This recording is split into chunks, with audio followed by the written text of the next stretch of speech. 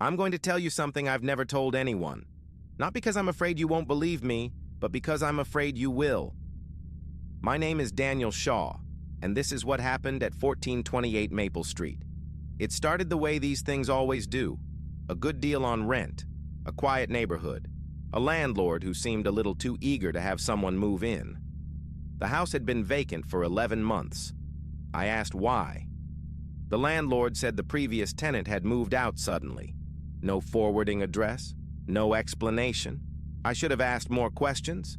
But when you're 23 years old and broke, a 3-bedroom house for $600 a month doesn't inspire questions. It inspires gratitude. The first week was fine. I unpacked boxes. I painted the living room. I introduced myself to the neighbors, who all had the same reaction when I told them where I lived. A pause. A slight widening of the eyes. Then, oh, the old Henderson place. And then they'd change the subject. I didn't think much of it. People in small towns are superstitious. Old houses have reputations. None of that bothered me. I'd grown up in a house that creaked and groaned. I knew the sounds a settling foundation makes. What I didn't know was that the house on Maple Street made sounds that no foundation could explain. It started on a Tuesday. I'd fallen asleep around midnight, the window cracked open to let in the autumn air. I woke up at 3:17 a.m., not groggy, not confused. Wide awake, like someone had snapped their fingers inside my skull. The room was cold, colder than it should have been.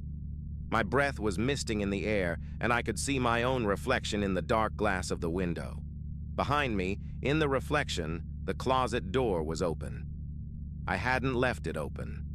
I lay there for what felt like an hour, staring at that open closet door, telling myself the latch was loose, telling myself a draft had pushed it open, telling myself every rational explanation my mind could manufacture. But I didn't get up to close it. I couldn't. Because in the darkness of that closet, I could see something that wasn't clothing, something pale, something standing perfectly still. I closed my eyes. I counted to 100. When I opened them again, the closet door was closed and the room was warm, and I told myself it was a dream. But it wasn't a dream, and I knew it, because the cold didn't come back, but something else did. Every night at 3:17 a.m., I would wake up. Every single night. By the end of the second week, I was running on 3 hours of sleep a night. I'd stopped using the bedroom altogether. I slept on the couch with every light in the house burning. It didn't help. The lights would flicker at exactly 3:17 a.m., every bulb in the house, at the same time. I tried to research the house's history. The library had nothing. The internet had nothing. The old man across the street, Mr. Patterson, pretended not to hear me when I knocked, so I searched the house myself. And in the attic, beneath a floorboard that wasn't quite nailed down, I found a diary. It belonged to a woman named Evelyn Henderson. She had lived in the house with her husband Thomas in the 1970s. The first entries were mundane, grocery lists, complaints about the weather, but then the entries changed. The handwriting became jagged, the sentences shorter. Thomas says he hears her at night. I don't hear anything, but I feel her. The thermostat broke. It was 70 degrees outside, but the bedroom was freezing. I called a repairman. He said nothing was wrong with it. I saw her tonight. A girl in a white dress. She was standing in the corner of our bedroom. The last entry was dated November 14th, 1979. It said only, "She wants me to join her. I don't think I have a choice." The Hendersons disappeared 3 days later. No bodies were ever found. I searched the rest of the attic. Behind a loose brick in the chimney, I found a photograph. It was old, turn of the century. A little girl in a white dress, standing in front of the house on Maple Street. She couldn't have been older than 7 or 8. The photograph was faded, her face slightly blurred, but I could see she was smiling. On the back, in pencil, Margaret Ann, age 7, taken July 1902. I took the photograph downstairs. I set it on the kitchen table, and I made the mistake of looking at it again that night. Margaret Ann was no longer smiling. The face in the photograph had changed. Her mouth was open, her eyes were dark hollows, and behind her, in the window of the house, there was a shadow that hadn't been there before. I dropped the photograph. It hit the floor face down. When I picked it up, she was smiling again. The shadow was gone. But I knew what I'd seen. I started sleeping with all the lights on after that. I stopped looking in mirrors after dark. I stopped going into the bedroom altogether. And every night at 3:17 a.m. I would wake up and I would hear her. Footsteps, light, small, pattering across the floor above me, running back and forth, running in circles, the footsteps of a child who had been dead for over a century. I started leaving food out. Silly, I know. But in my sleep-deprived state, I'd read somewhere that spirits could be appeased with offerings, a glass of milk, a slice of bread. I'd leave them on the kitchen counter and say, "This is for Margaret." The milk would be gone by morning, the bread would be missing, and the cabinet doors would all be open, every single one. I started talking to her, out loud. I'd say good morning when I woke up. I'd say good night before I tried to sleep on the couch. I told her I was sorry she was stuck here. I told her I was just a tenant. I told her I didn't mean to intrude. The footsteps stopped. The cold went away. For 3 days, I slept through the night for the first time since I'd moved in. I thought I'd made peace with her. I thought she understood. I was wrong. On the 4th day, I called the county records office. I asked about Margaret Ann, the little girl in the photograph. The woman on the phone went quiet for a long time. "Where did you find that name?" she asked. I told her I found a photograph in an attic. She asked me to hold. 3 minutes passed. When she came back, her voice was different. "Margaret Ann Wentworth," she said. "Born 1895, died 1902. The cause of death was listed as pneumonia complicated by malnutrition and exposure. She was found in the basement of the house on Maple Street. She'd been down there for 3 weeks before anyone noticed." 3 weeks? I said. "How does a child go missing for 3 weeks?" The woman paused. Her parents told the police she was with relatives. They said they'd sent her to stay with her grandmother in Ohio. But there was no grandmother in Ohio. There was no grandmother at all. They lied. I thanked her and hung up. And then I went to the basement door. I'd never been in the basement. There was no reason to. The boiler was in a closet upstairs. The basement door was locked when I moved in, and the landlord had never given me a key.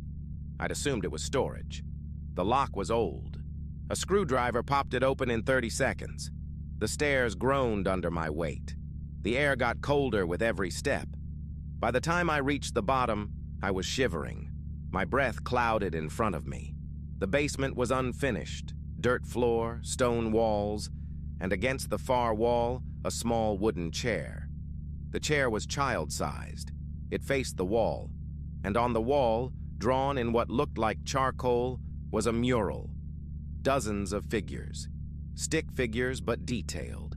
They were all holding hands in a circle, and in the center of the circle, a figure that was slightly larger, slightly darker, with eyes that had been scratched into the stone so deeply they had created actual holes. I turned around to go back upstairs, and the basement door was closed. I'd left it open. I was certain I'd left it open. But it was closed now, and the light from upstairs was gone, and I was standing in absolute darkness, 60 feet underground with a child's chair and a wall of worshiping figures. I screamed. I didn't mean to. It just came out, and then I heard her, a whisper, right behind my ear, close enough to feel breath that was impossibly cold. "You found me." I ran up the stairs. The door opened when I pushed. It wasn't locked. It had never been locked. The door had just been closed. But in the dark, with the cold and that whisper, it might as well have been sealed with concrete. I didn't go back into the house for 2 days. I stayed at a motel 6 miles away. I told myself I was going to move out. I told myself I'd call the landlord in the morning and break the lease. But I couldn't stop thinking about Margaret, about a 7-year-old girl who was locked in a basement for 3 weeks, who drew pictures on the wall to keep herself company, who called for help that never came. On the 3rd night, I went back. The house was waiting. I felt it the moment I stepped through the front door. The air was thick. The silence was heavy. I walked to the basement door and I opened it, and I went down the stairs again. The mural was different. The figures had multiplied. They covered the entire wall now, hundreds of stick figures in concentric circles, and in the center, the dark figure with the hollow eyes. Below it, written in the dirt floor, was a message. Please stay. I don't want to be alone. I should have left.